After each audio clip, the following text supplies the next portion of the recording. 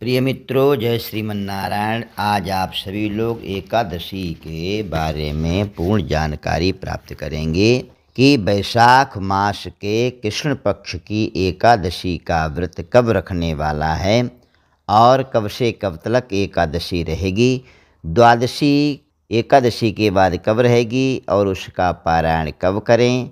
यह सारी जानकारी आप सभी लोग इस वीडियो से प्राप्त करेंगे और संक्रांति कब है ये भी आपको साथ में बताऊंगा। एकादशी का व्रत वैशाख कृष्ण पक्ष में 13 अप्रैल के लिए है।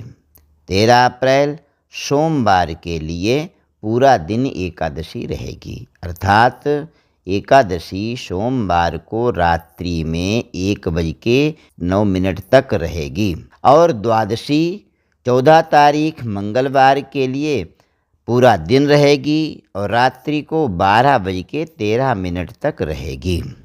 इस एकादशी का नाम बरूथनी एकादशी है और यह वैशाख मास में है। वैशाख मास को धर्मी महीना बोलते हैं, इसलिए सभी लोगों को रखने वाली यह एकादशी है।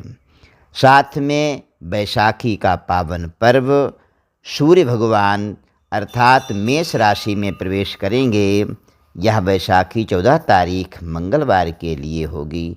9:31 पर संक्रांति मंगलवार को सुबह लग जाएगी। पुण्यकाल प्रातःकाल से ही होगा। वैशाख मास की संक्रांति जिसको मेष संक्रांति बोलते हैं।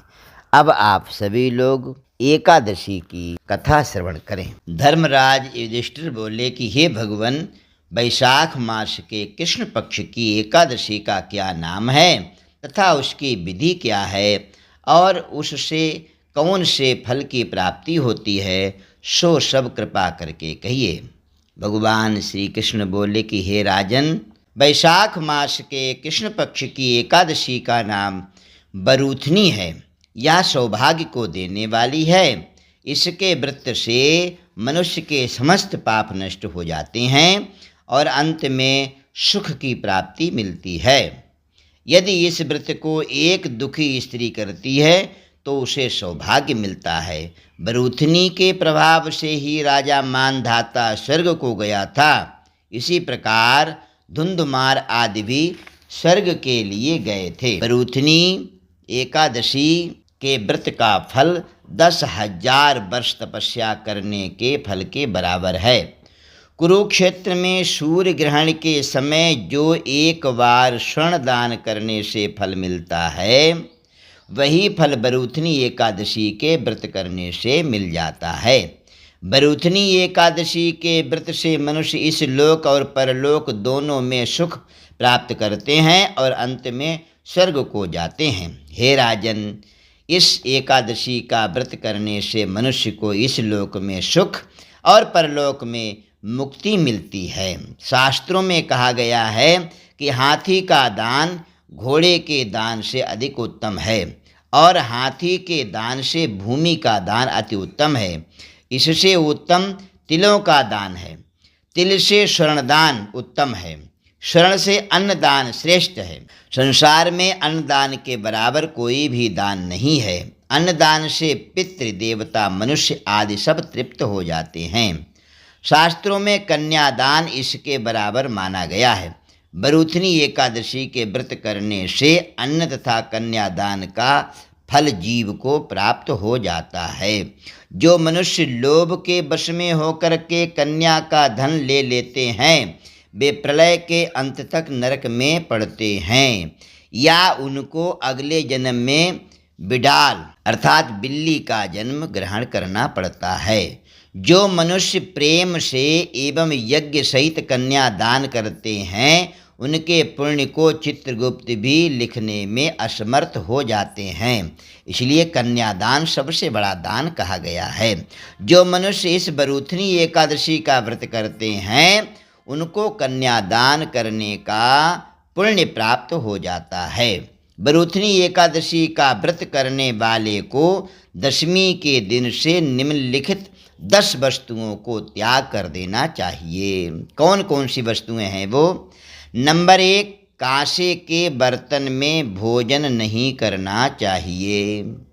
नंबर 2, मांस इत्यादि नहीं खाना चाहिए। मांस तो ऐसे भी नहीं खाना चाहिए, लेकिन दशमी के दिन त्याग दे। मसूर की दाल, चना, कोदों, साग, मधु मतलब शहद, दूसरे का अन्न, दूसरी बार भोजन करना, स्त्री संग या अन्य किसी के साथ मैथुन करना, यह 10 बातें निषेध कही गई हैं।